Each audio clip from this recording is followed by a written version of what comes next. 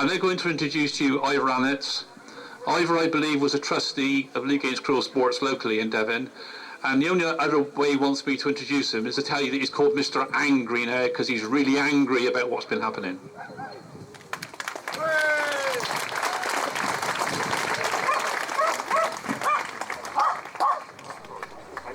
Is it on? It's on. Thank you very much. Owen! I'll give you a hint. Maggie! Owen! Owen! Owen! Owen! Owen! Thank you very much. I have just a friendly message for the police officers who are gathered amongst us. I think their journey has been unnecessary, but we understand why they're there. I just want to tell them that we are a peaceful bunch of people. We are law-abiding. But as the introducer to me said, we are bloody angry at what is going on. And we will demonstrate our anger during the afternoon and during our march, and we will let the people of Exeter know of our anger, and we will attempt to get them to join us. But we are peaceful, so the police are not necessary here. I'm very pleased to see them, and I hope you will be persuaded by some of the arguments that are put before you this afternoon. Next time you come, and we hope you change your uniform. Thank you very much.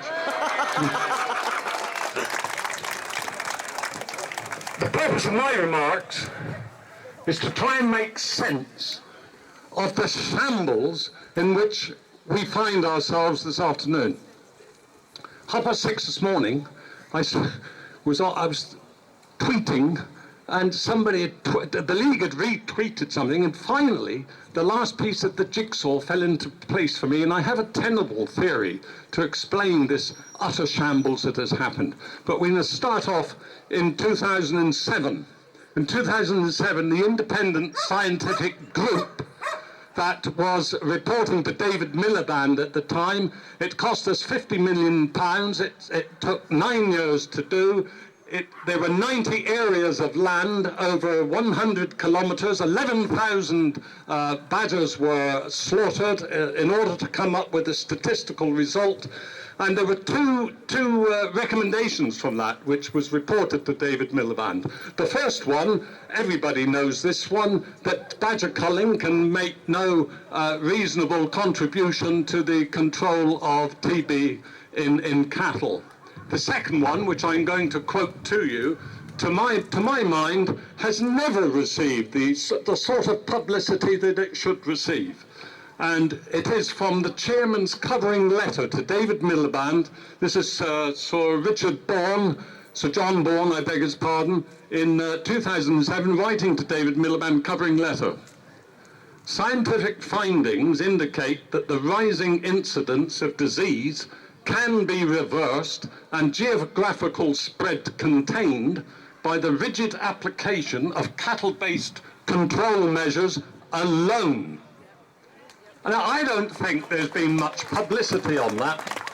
And when I looked further into this, I began to understand why there has not been much publicity into this, because if you look at the chairman's interview in the chairman's overview in the same document, you get this paragraph. The ISG, the Independent Scientific Group, recognises the difficulties faced by government in implementing control strategies without full industry cooperation. It is unfortunate that agricultural and veterinary leaders continue to believe, in spite of overwhelming scientific evidence to the contrary, that the main approach to cattle TB control must involve some form of badger population control. So what I'm putting to you is that we haven't heard anything about that, because they didn't think that the government knew at the time they couldn't do it, because they wouldn't have the cooperation of the farming community and the vets. And so all of this has been, I believe, brushed under the carpet. The next thing that happens time passes on and we get a Conservative government, a coalition government, I do beg its pardon, sometimes it appears to be a Conservative government, and we get this elected in 2010, and a lady called Caroline Spellman is appointed as the Environment Secretary. And sometime in April 2011, she sets up a meeting with some more scientists, and this is sometimes pushed out as being the further advance of the ISG. It's not. It is the same statistics that came up in 2007. The evidence has been cherry-picked, and Caroline, at the end of this, Caroline Spellman, at the end of it all, she came up with a recommendation for badger culling completely contrary to what the ISG said at 7 years previously. So what I put to you is, what kind of country are we living in when a meeting of scientists put together for one day comes to the exactly opposite conclusion to what a 9-year, £50 million survey did 7 years previously? It is almost unbelievable.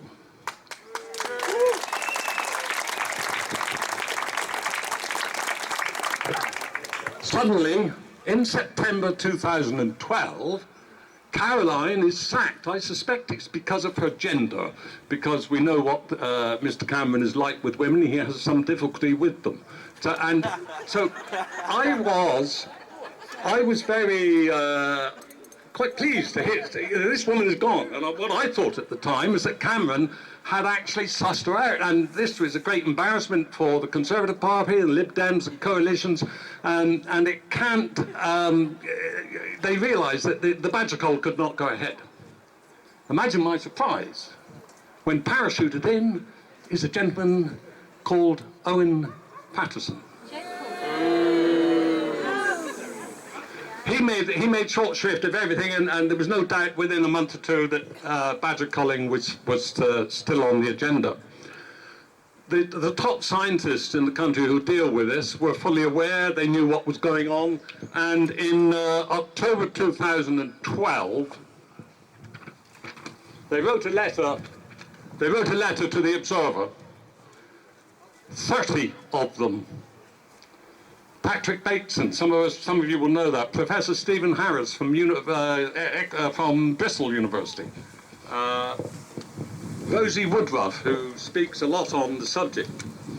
And I just quote to you, there's even one from Michigan, a professor from Michigan. Even the Yanks are telling us that what we're doing is crazy. This is absolutely ridiculous. So let me just quote to you what they said in this letter. The 30 experts. We recognise the importance of eradicating bovine TB and agree that this will require tackling the disease in badgers. Unfortunately, culling badgers, as planned, is very unlikely to contribute to TB eradication. We therefore urge the government to reconsider its strategy. What happened? Nothing. And the cull, as you know, went ahead. Shambles ensued. I don't want to get into the shambles. I'm sure somebody else will quote you with all the things that have been happening in that shambles. But immediately, fairly soon after that, Professor Lord Krebs, who designed the original ISG investigation, indicated that, his view that the most likely outcome of what's happening is that it will increase TB. And Rosie Woodruff said, culling low numbers of badgers over a prolonged period during these winter months are all associated with increased TB. So it's going to have exactly the opposite effect to what they said. Now for me, I just want to pretty well wrap up with this. For me, Owen Paterson condemned himself when speaking to an interview for Parliament's in-house magazine called The House during October last year. Interestingly enough, I couldn't pick this up in any of the national newspapers, but good old Western Morning News and the Western Daily Press carried it, and this is what this man said. So I'm used to, completely accustomed to, dealing with scientific advice, but ultimately you have to make a political decision. There is no absolute right in a scientific decision. We have some good advisors here who I respect enormously. But obviously, I have got my own sources outside, my own experience, which I have to draw on. Now, I find that extremely worrying. It's very dangerous, in fact, for our democracy, if you think about it. Here is this privileged man brought up in the countryside, goes to public school, Radley, goes on to Cambridge to read history, comes back, goes into business. In fact, he's in the leather business, makes some money, thinks he'll have a go at politics, becomes an MP, and a few years later finds himself as the Ministry of State for the Environment. And he is saying that his experience should take precedence over all of the scientists who have made it their life's work to study epidemiology, biology, and all the other ologies, and they know what's going on. But our Owen proclaims the right to make his own decision, and I think it's an absolute damn disgrace. Finally, at 6:30 this morning, I came up with this quote, and it was John Bourne, who was the leader of the original investigation, and for me it was the final piece of the jigsaw which fell into place. And he said this in October 2012. I think the most interesting observation was made to me by a senior politician who said, "Fine, John, we accept your science, but we have to offer the farmers a carrot. And the only carrot we can possibly give them is culling badgers." I'll leave you to think about that. Thank you very much for listening.